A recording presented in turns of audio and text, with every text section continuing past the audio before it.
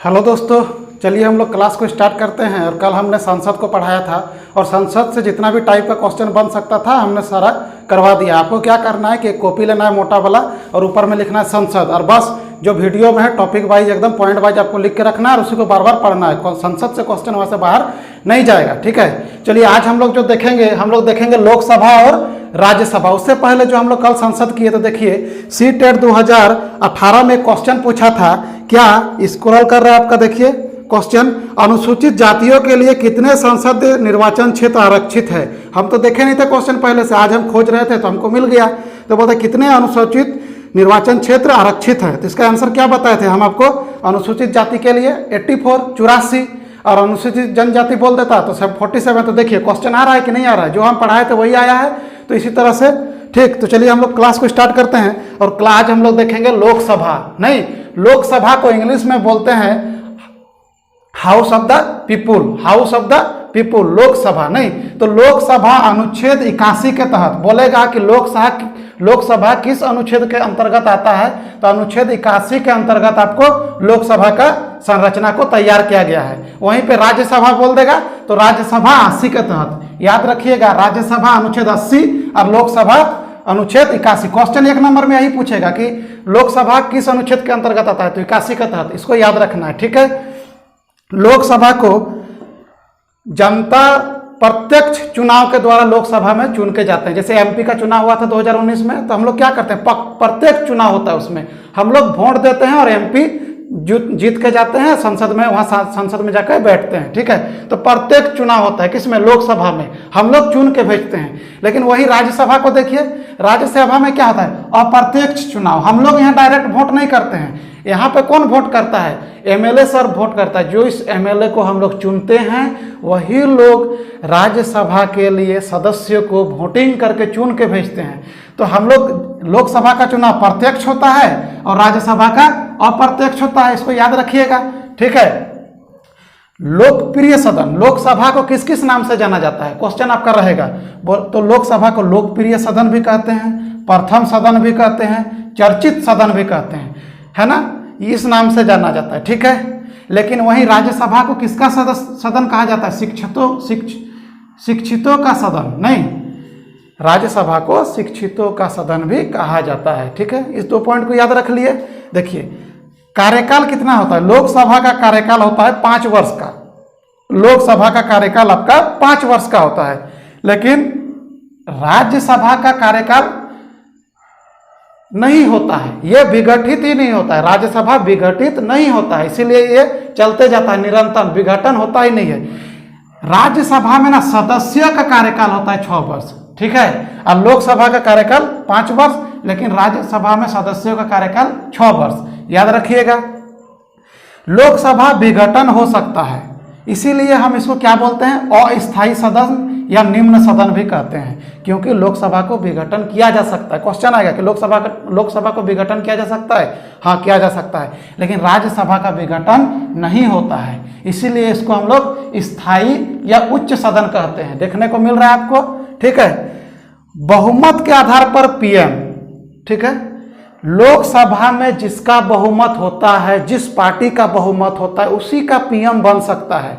यदि लोकसभा में बीजेपी का इस बार था बहुमत तो बीजेपी का प्रधानमंत्री बन गए, ठीक है। 2009 में किनका था, 2009 में किनका था, कांग्रेस का था, तो कांग्रेस का बन गए। लेकिन बोलेगा कि राज्यसभा में क्या बहुमत पर पीएम नहीं, इसका बहुमत पर पीएम नहीं, मतलब यदि किसी पार्टी का राज्यसभा में यदि बहुमत है तो वहां से पीएम नहीं बन सकते हैं। बहुमत कहाँ होना चाहिए, लोकसभा में, ठीक है। याद कीजिए कि 2014 में ना राज्यसभा में कांग्रेस का बहुमत था, लेकिन कांग्रेस का क्या पीएम बना, कांग्रेस का तो पीएम नहीं बना, पीएम किसका बना, बीजेपी पार्टी का बना, क्योंकि लोकसभा में बीजेपी का बहुमत था। इसीलिए ये जो पीएम का जो मामला है वो लोकसभा में जिसका बहुमत रहेगा, जिस भी पार्टी का, उन्हीं का पीएम बनेगा। यहाँ पे बहुमत रहने से उसका कोई मतलब नहीं है। समझ में आ गया ये बात। चलिए आगे देखते हैं कि लोकसभा सदस्य के लिए आयु 25 वर्ष है। यदि आप प्रधानमंत्री बनना चाहते हैं तो आपका आयु 25 वर्ष है तो काफ़ी है, आप बन सकते हैं। वहीं पे राज्यसभा के लिए कितना है, 30 वर्ष है ना, इसीलिए यहाँ 25 वर्ष है, इसीलिए इसको युवाओं का सदन कहते हैं, और इनका 30 वर्ष है इसीलिए इनको बूढ़ों का सदन कहते हैं। ठीक है, कोई दिक्कत? क्वेश्चन एकदम बनेगा कि बूढ़ों का सदन किसको कहते हैं, तो राज्यसभा को। युवाओं का सदन किसके कहते हैं, लोकसभा को। ठीक, अधिकारी, लोकसभा चलाने के लिए तो कोई अधिकारी चाहिए, तो लोकसभा जो चलाने के लिए अधिकारी है वो है अध्यक्ष, और एक होते हैं उपाध्यक्ष। वह अनुच्छेद 93 के तहत चुना जाता है। अध्यक्ष और उपाध्यक्ष को अभी नहीं पढ़ना है, नेक्स्ट वीडियो में बताएंगे, लेकिन अभी सिर्फ जानिए कि लोकसभा का जो अधिकारी होते हैं उन्हें अध्यक्ष बोलते हैं और एक उपाध्यक्ष बोलते हैं, जबकि राज्यसभा के जो अधिकारी होते हैं उनको सभापति बोलते हैं और उपसभापति बोलते हैं। समझ में आ गया ना? चलिए यहाँ देखिए, लोकसभा के जो अभी अध्यक्ष है वर्तमान अध्यक्ष लोकसभा के कौन है, आपका ये क्वेश्चन रहेगा। तो श्री ओम बिड़ला अभी वर्तमान अध्यक्ष हैं लोकसभा के, जो राजस्थान कोटा से जीतकर आए हुए हैं। ठीक है, और उपाध्यक्ष पूछेगा तो उपाध्यक्ष अभी लोकसभा में कोई नहीं है। ठीक,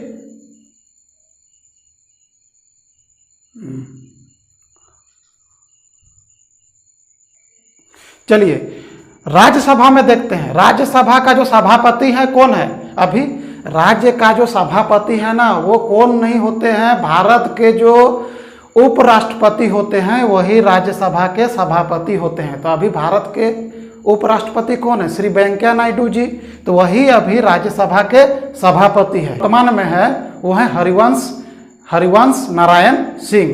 ठीक है, उपसभापति हरिवंश नारायण सिंह, और जो उपराष्ट्रपति हैं वो सभापति हैं अभी राज्यसभा के। ठीक, समझ में आ गया?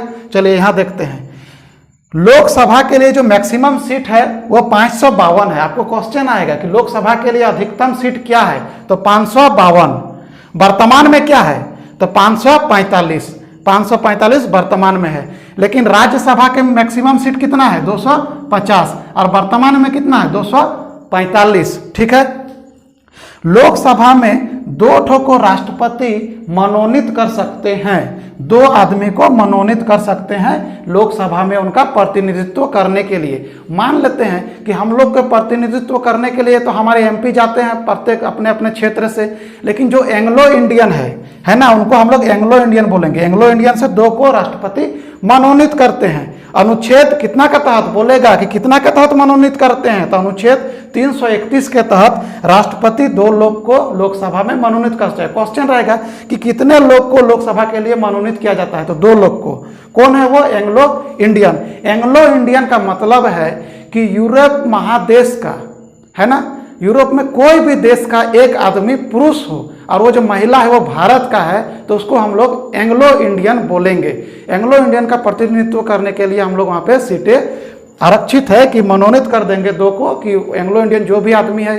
क्या हुआ, एंग्लो इंडियन कैसे रह गया, बीच में पुर्तगाल सब आया था, फ्रांस आया था, सब आया था, इंग्लैंड वाला आया था, भारत को लूट के चला गया। उस टाइम क्या किया था, ये लोग इधरे शादी ब्याह कर लिया था, एगो चला गया विदेश, एगो यहीं छोड़ दिया। उन लोग के लिए शादी ब्याह तो आम बात है। ठीक है, तो वहीं पे क्या हुआ कि कुछ एंग्लो इंडियन हो गए, कुछ यहाँ का मतलब यहाँ पे किसी को छोड़ के चला गया, वहाँ पे चला गया, तो यहाँ पे उनका फैमिली बड़ा हो गया, तो उसको प्रतिनिधित्व करने के लिए राष्ट्रपति 2 को मनोनीत कर सकते हैं। यहीं पे राज्यसभा में कितना को मनोनीत करते हैं, तो 12 ठो को।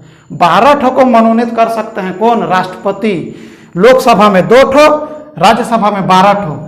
तो बोलेगा कि राज्यसभा में किस अनुच्छेद के तहत मनोनीत कर सकते हैं, तो राज्यसभा में 80 के क के तहत राष्ट्रपति 12 लोगों को मनोनीत करते हैं। और वो लोग कहाँ से आएंगे, विज्ञान से हो सकते हैं, कला से हो सकते हैं, समाज सेवा से, किसी को भी। जैसे सचिन तेंदुलकर को भी मनोनीत किया गया था, रेखा जो हम लोग की हीरोइन है उनको भी मनोनीत किया गया था। जैसे कि लोकसभा मंत्री परिषद के प्रति सामूहिक रूप से उत्तरदायी होता है, लोकसभा सामूहिक रूप से उत्तरदायी होता है, जबकि मंत्री परिषद राज्यसभा के प्रति उत्तरदायी नहीं होता है। ठीक है, प्रधानमंत्री के परामर्श पर राष्ट्रपति द्वारा लोकसभा को भंग किया जा सकता है, और अब तक ऐसा 8 बार हुआ है। ठीक, हम बोले ना विघटन, लोकसभा का विघटन होता है। यदि प्रधानमंत्री को ऐसा लगा कि लोकसभा को हमको विघटन करवा देना है, तो वो राष्ट्रपति को बोलेंगे कि साहब आप हमको विघटित करने का ऑर्डर दीजिए तो वो विघटित करवा सकते हैं, लेकिन राज्यसभा कभी विघटन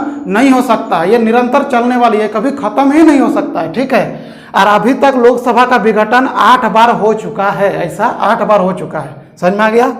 आपातकाल, यदि देश में आपातकाल लगता है, आपातकाल 3 तरह का होता है, ठीक है। एक होता है जो स्टेट में लगता है, एक वित्तीय आपात होता है, ठीक है। 3 तरह का आपातकाल होता है, वो बाद में पढ़ेंगे। जो यदि आपातकाल लग गया, इस स्थिति में मान लिया आपातकाल लग गया है, देश में संकट आ गया है, कोई भी संकट, ठीक है। मान लेते हैं कि लोकसभा का इलेक्शन नहीं हो पा रहा है, एमपी का इलेक्शन नहीं हो पा रहा है, उस टाइम क्या कर सकते हैं, लोकसभा का कार्यकाल को एक बार में सिर्फ 1 ही वर्ष बढ़ा सकते हैं, एक बार में 1 ही वर्ष। फिर 1 वर्ष के अंदर मामला निश्चित हो गया तो 6 महीना के अंदर इलेक्शन करवा लेना है। इसमें भी मामला यदि शांत नहीं हुआ तो फिर 1 वर्ष बढ़ा सकते हैं, लेकिन एक बार में लोकसभा के कार्यकाल को आपातकाल की स्थिति में 1 वर्ष ही बढ़ा सकते हैं। इसको याद रखिएगा, क्वेश्चन आएगा कितना वर्ष बढ़ा सकते हैं, तो 1 वर्ष, ठीक है। 1976 में लोकसभा का कार्यकाल 2 बार ऐसा हुआ कि 1 वर्ष करके बढ़ाया गया। 1976 में ऐसा हुआ था 2 बार कि 1 वर्ष बढ़ाया, फिर काम नहीं हुआ, आपातकाल लगा हुआ है तो फिर और 1 वर्ष बढ़ाया। इस तरह 2 बार 1 वर्ष करके बढ़ाया गया है, लेकिन एक बार में 1 ही वर्ष बढ़ा सकते हैं, ठीक है। लोकसभा की 2 बैठकों के बीच 6 माह का अंतर, 6 माह से अधिक का अंतर नहीं होना चाहिए। लोकसभा में जो नहीं होता है मानसून सत्र, ग्रीष्मकालीन सत्र, वर्षा सत्र, ये सब होता है, तो उनके बीच में जो बैठक होता है, सत्र हो जो बुलाया जाता है, 6 महीना से ज़्यादा का गैपिंग नहीं होना चाहिए, है ना। 1 साल में 6 महीना से ज़्यादा का गैप नहीं होना चाहिए, इस बात को याद रखिएगा। समझ में आ गया। क्वेश्चन आपका लास्ट पूछेगा यहाँ से क्या कि लोकसभा की गणपूर्ति, माने लोकसभा चलने के लिए कितने सदस्य का होना आवश्यक है, गणपूर्ति या कोरम उसको बोलेंगे। एकदम हिट क्वेश्चन, एकदम 1 नंबर में पूछ देगा कितने सदस्य का होना आवश्यक है, तो 1/10 भाग। कोरम जो है इसका 1/10 भाग, मतलब 55 सदस्य का होना जरूरी है। 1/10 का मतलब है कि 10 आदमी यदि संसद में है तो 1 आदमी का प्रेजेंट होना बहुत जरूरी है। तो मान लेते हैं कि 545 आदमी है, 545 आदमी है, तो इसका 10 से भाग दे दीजिए, मतलब 54, 54.5, मतलब 55 आदमी का होना जरूरी है, तभी सदन चलेगा, नहीं तो उसको निलंबित कर दिया जाएगा। समझ में आ गया इधर का, ठीक है। आप हमको बताइए, क्या किसी को भी प्रधानमंत्री बनाया जा सकता है? मन हुआ मोदी सर को कि आपको लगा कि चलिए फलना को हम प्रधानमंत्री बना देते हैं देश का, क्या ऐसा हो सकता है? तो बिल्कुल ऐसा हो सकता है, लेकिन उस आदमी को 6 महीना के अंदर किसी भी क्षेत्र से, निर्वाचन क्षेत्र से उनको एमपी का चुनाव जीत के आ जाना है, उपचुनाव जीत के आ जाना है, तब फिर वो निरंतर चलते रहेंगे। नहीं तो 6 महीना तक के लिए किसी को भी प्रधानमंत्री बना सकते हैं। जैसे अभी बंगाल में क्या हुआ, ममता बनर्जी नंदीग्राम से हार गई थी, तो वो अभी तो मुख्यमंत्री है, तो क्या कर रही है, अभी भवानीपुर से इलेक्शन लड़ रही है, उपचुनाव लड़ रही है, क्योंकि नियम ही है कि 6 महीना के अंदर आपको जीत के आना होगा, तो किसी को भी बना सकते हैं, ठीक। राज्यसभा में आते हैं। राज्यसभा के प्रथम उपसभापति का नाम क्या था, ये क्वेश्चन आएगा। राज्यसभा का जो सभापति होते हैं वो तो पहले बताए, भारत के उपराष्ट्रपति, लेकिन क्वेश्चन आएगा कि उपसभापति कौन थे, प्रथम उपसभापति, सभापति नहीं, उपसभापति, तो उनका नाम था श्री कृष्णामूर्ति राव, श्री कृष्णामूर्ति राव। यहाँ पे क्वेश्चन आएगा कि लोकसभा के प्रथम अध्यक्ष कौन थे, तो लोकसभा के प्रथम अध्यक्ष जी.बी. मावलंकर, गणेश वासुदेव मावलंकर, इसको याद रखिएगा, लोकसभा के प्रथम अध्यक्ष, है ना।